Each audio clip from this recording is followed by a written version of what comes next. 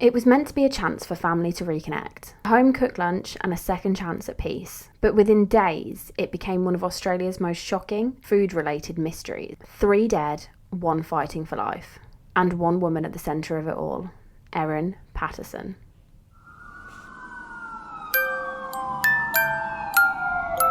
Good evening, good morning, good afternoon. Thank you so much for joining me. My name's Cashel, and each week I try my absolute best to teach you about a true crime case that hopefully you have never heard of, although you might have heard of this one. I'm just going to jump straight into this one because it is quite long, so let's go. Trigger warnings for today's case. I will be talking about poisoning, eating disorders and vomiting. So if any of those are things you don't want to listen to, that's absolutely fine. I will suggest another case above my head for you right now. Content warning, as always, strong language. Erin Patterson was born on September 30th, 1974. She grew up in Glen Waverley, which does not sound like a place, but apparently the southeastern suburb of Melbourne. She attended the University of Melbourne, originally enrolled in science, but eventually switched to accounting, and then randomly she became an air traffic controller after she graduated in 2001.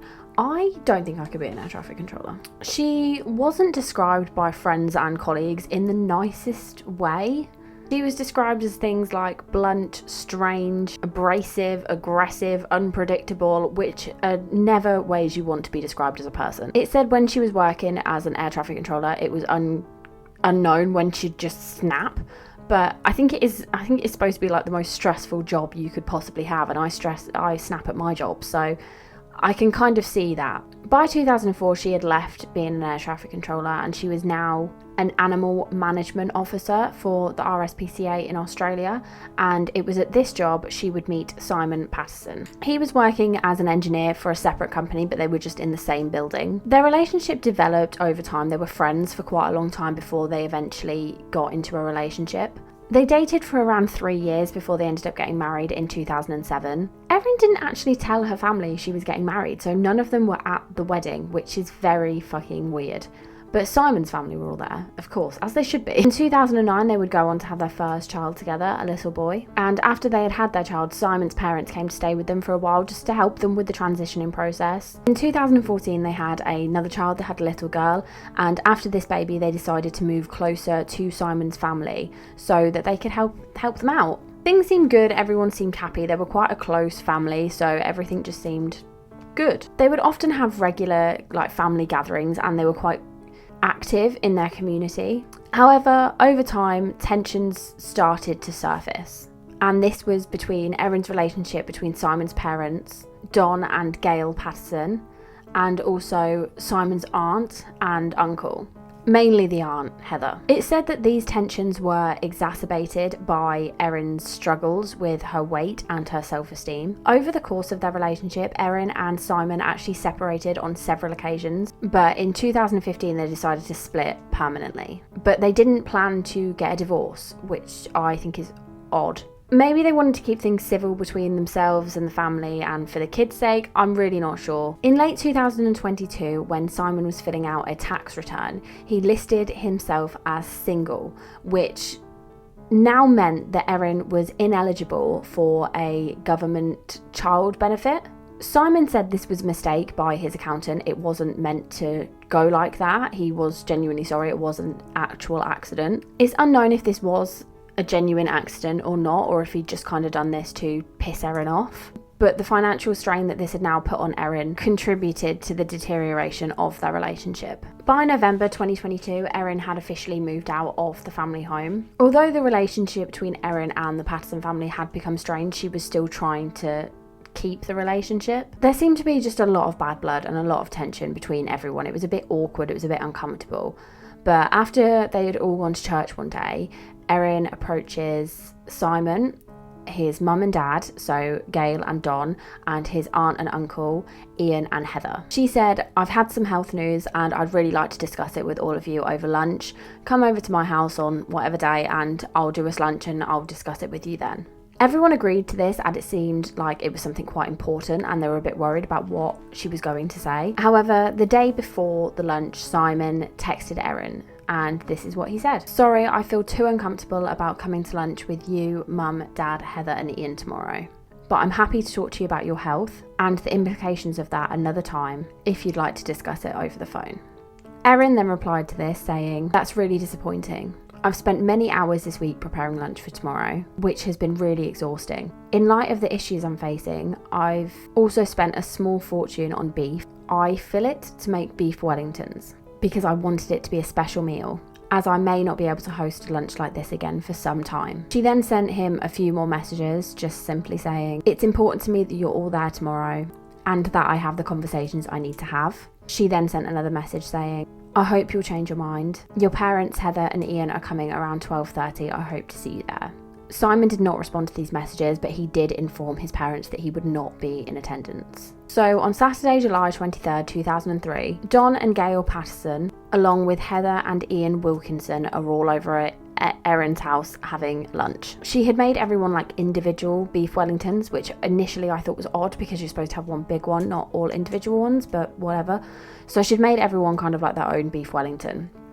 She'd served everyone's but her own on grey plates. So everyone's was on a grey plate, hers was on an orange plate. She said she had foraged for the mushrooms in the beef Wellington herself, and that was a hobby she had taken up during COVID. Erin and Simon's children were not there for the lunch. They were not there at that time. I think they were at the cinema. So Erin's news, the reason she's planned this lunch in the first place, she tells the family that she has just found out that she has got ovarian cancer.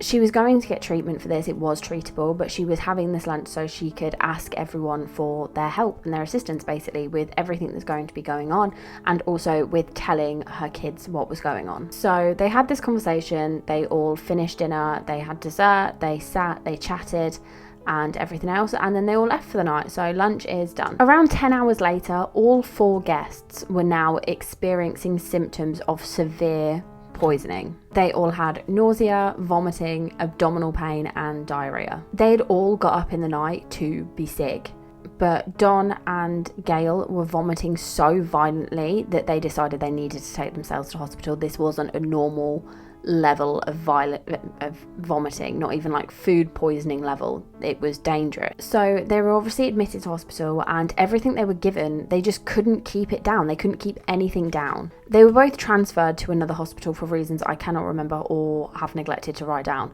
but they were both transferred to another hospital. I'm just assuming because they couldn't properly treat them there.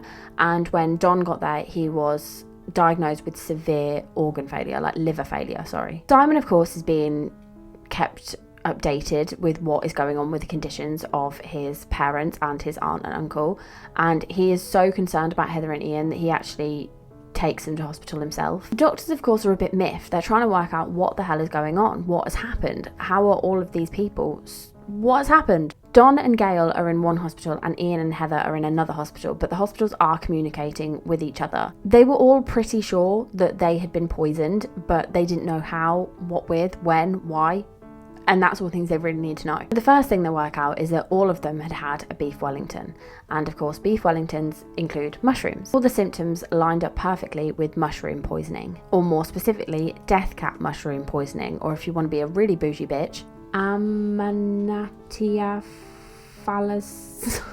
Amanita phalloides poisoning. These mushrooms are highly toxic. They can cause severe liver and kidney damage, internal bleeding and total organ failure.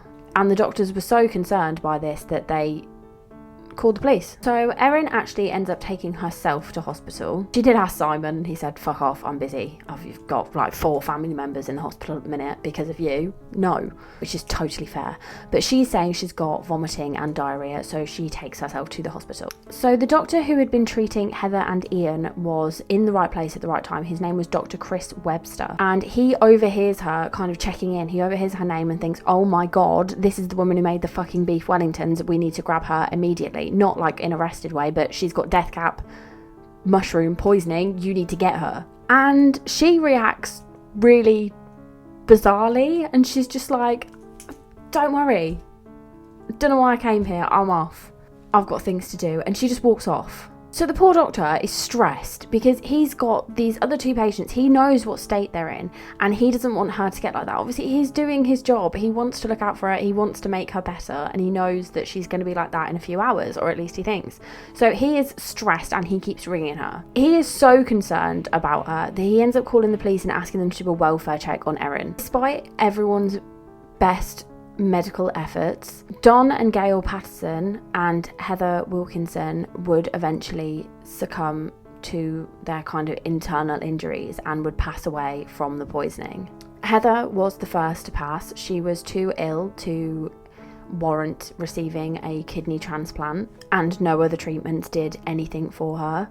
Gail passed next. Again, she was deemed too poorly to be eligible for a kidney transplant, and there was just nothing else that could help her, so she also passed. John would pass last. He did actually receive a kidney transplant, but unfortunately this failed and it didn't help him at all, and he would pass on August 5th, I believe. Ian Wilkinson, Heather's husband, was the only survivor. He underwent a liver transplant and was in intensive care for several weeks before he eventually recovered.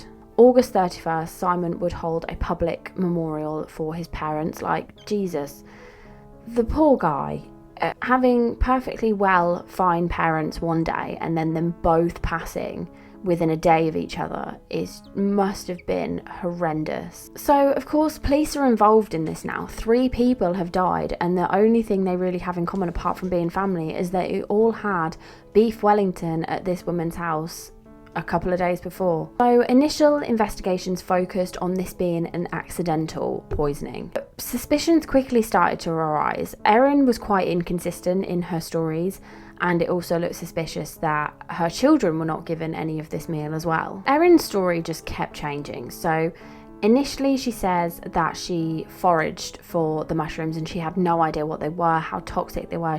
It was a genuine mistake. She had no idea. But she had previously told a Department of Health administrator, Sally Atkinson, that she had bought these mushrooms from a grocer. But she couldn't remember when, where, which grocer, what the packaging looked like, how much they were, and she couldn't remember anything. She had no details about this. Like, even her description of the actual physical mushroom didn't match what would have possibly been sold at like a grocery store, so it was just wrong. Erin later said that she had used a mix of store-bought mushrooms and then some dried mushrooms that she had foraged and that were in her pantry. She did this because she didn't have enough of the mushrooms that she bought from the store, so she just used a combination of all of the mushrooms. So she had these dried mushrooms, but she said she didn't have a food dehydrator. But then when people went through her house, they found that she had like an instruction manual for a food dehydrator. So she was of course questioned about this, and she was like, I just have manuals just, lying around the house for things that I bought 20 years ago and I don't have anymore. I just hoard manuals, which doesn't make any sense. So she's saying she doesn't have this dehydrator, so she doesn't know how these mushrooms in her pantry got dehydrated. But when police obviously are starting to dig, they go through her bank records and they see that she's gone to basically a tip, and they pull up the CCTV from the tip and she's getting rid of a food dehydrator. And it's a really good CCTV image as well. There's no denying this is her car and what she's getting rid of. So the police go to the tip, they find this food dehydrator, that's really quite hard to say, and it's got remnants of these mushrooms in it, so it's clearly her. So another thing that police find whilst they're searching through Erin's devices for evidence is that she obviously was getting into this foraging, and she had this app. It was like Facebook for foragers, and they all used to share photos of what they'd found, where they'd found it, what it was, what it did, all the different characteristics of these things that you could forage. And people would see things like, for instance, death cap mushrooms, and drop a pin, so they'd let people know where they'd seen these things. And Erin's phone matched up to the locations of where people in the group had said that they saw death cap mushrooms. So of course these findings undermined Erin's defence and painted it out to be a deliberate act of poisoning. But Erin has now been arrested and she's being questioned by police, and she's being fairly uncooperative. She is just giving one-word answers to basically everything. And after this interview had finished, Erin rang and asked for a lawyer. She rang a lawyer. Erin was officially arrested and charged on the 2nd of November 2023, and she was charged with 3 counts of murder and 5 counts of attempted murder, because it also said that she had attempted to murder Simon by inviting him to that lunch. The trial started on April 29th, 2025, and this was at the Supreme Court of Victoria. Erin pled not guilty, still maintaining that this was accidental and that she was innocent. The prosecution presented evidence suggesting that Erin had deliberate intent, that it was a vindictive and calculated attack. The prosecution argued that Erin had deliberately sourced and included toxic mushrooms in the meal, and had gone out of her way to ensure that neither her or her children would ingest this. Erin ended up taking the stand, which normally just really isn't a good idea. She of course admitted what had happened. There was kind of no denying that, but she maintained that it was accidental. She finally admitted that she did have a dehydrator and said that she was in various different groups about mushrooms, which is a very weird sentence. And she had actually looked at death cap mushrooms about a year ago on this app, which means you knew exactly what they were and what they could do to someone. Stupid. She also confessed to resetting her phone to erase all of the mushroom content out of fear. There was also on her phone a picture of her dehydrating, again, these death cap mushrooms, which everything she's saying just comes off as a liar.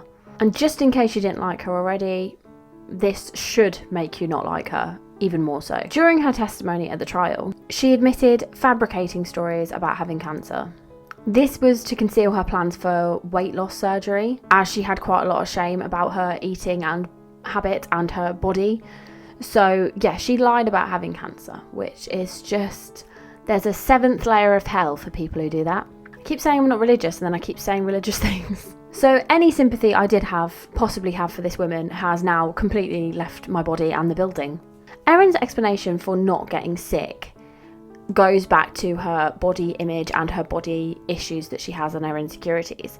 So she said that she had an eating disorder and that after everyone had left, she'd finished off the cake that they had for dessert and then went and made herself throw everything back up. So this is why she got some of the symptoms of being ill, but most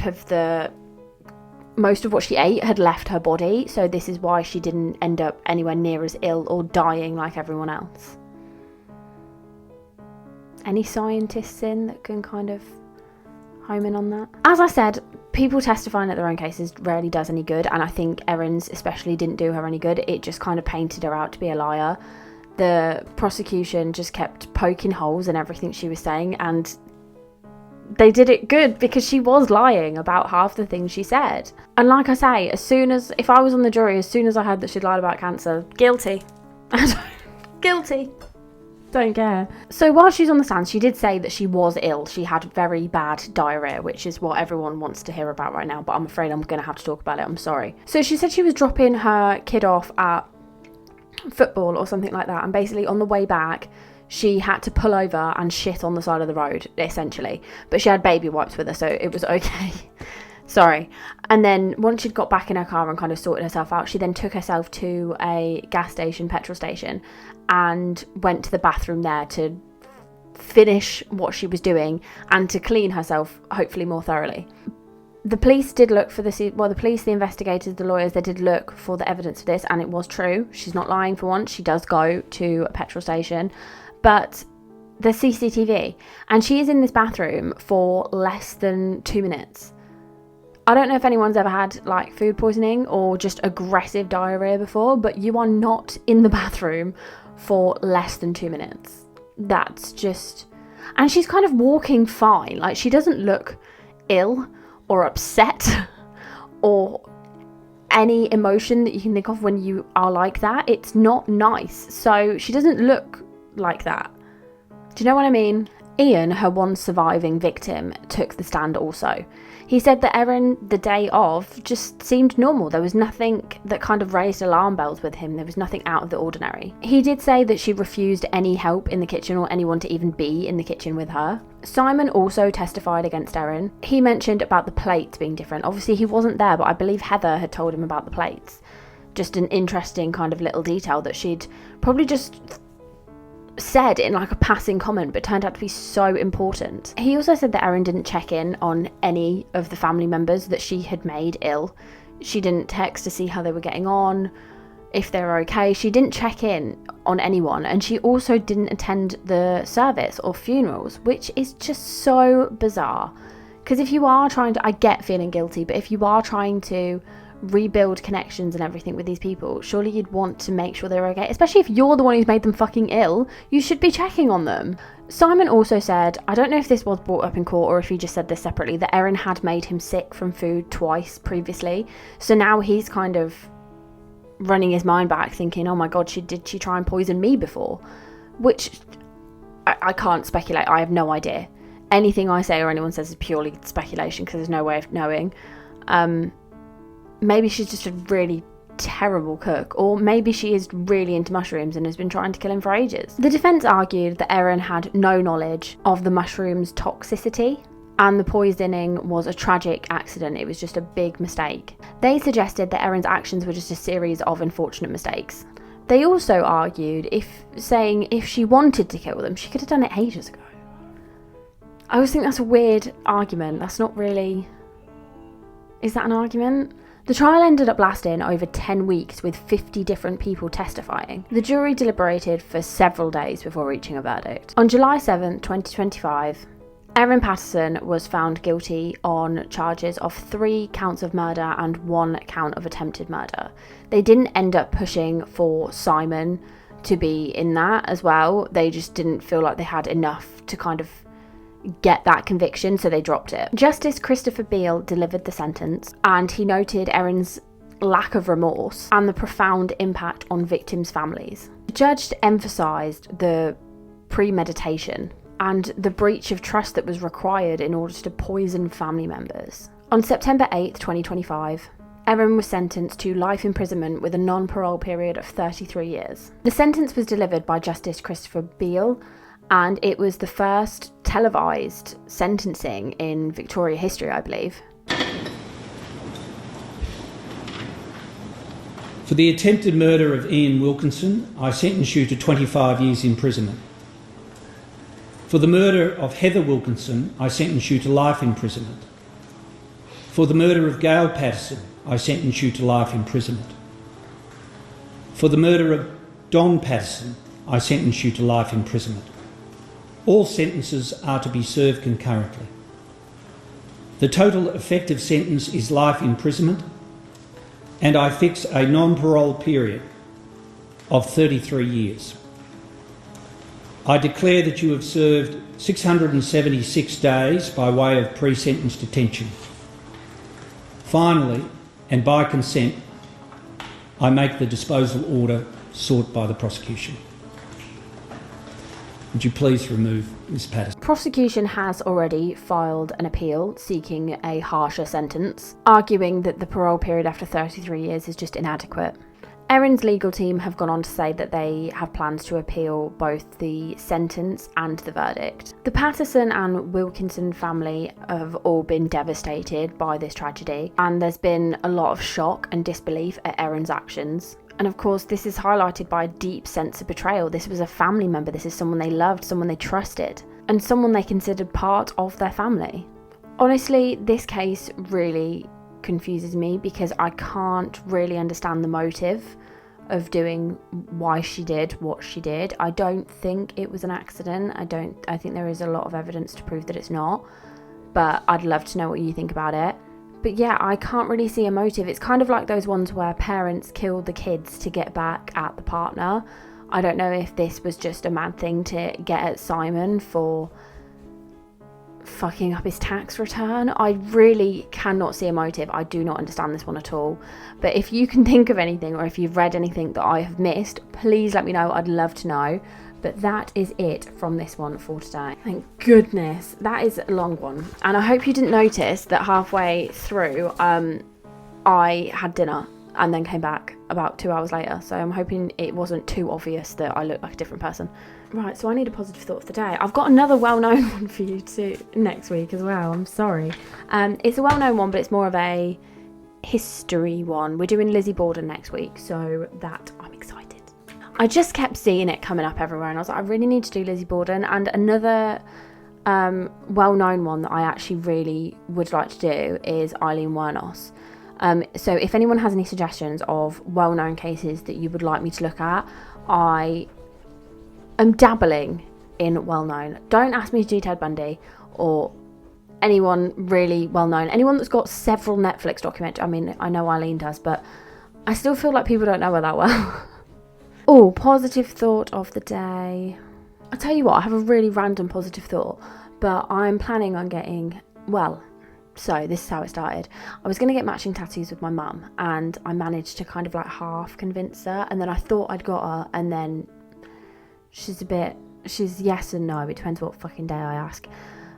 And then I mentioned it to my nan, like in passing. My nan hates tattoos on women, hates them. When I was going to get my like 4th one or whatever, I was on the way and I rang her and I made the mistake of telling her. She made me so upset that I nearly just didn't go, because she just whinged at me for like a solid 20 minutes and it was horrible. Mentioned it to her. She's honestly always like, I'm honestly speechless about the whole situation. I said like, oh, do you want to come get a tattoo with it? Yeah? I nearly fucking fell over. So blasé. And I was like, what?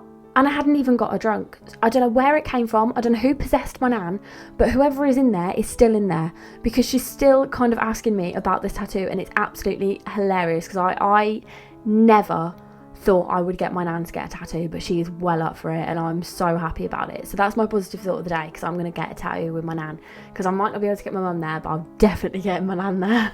But that's it from me today. Make good choices. Don't lie about things. Just buy mushrooms from a supermarket. Oh god, I have so many that I can do, but I'll be here all night. Be careful, please. Make good choices. Stay spooky, not stupid. See you next week. Love you, bye.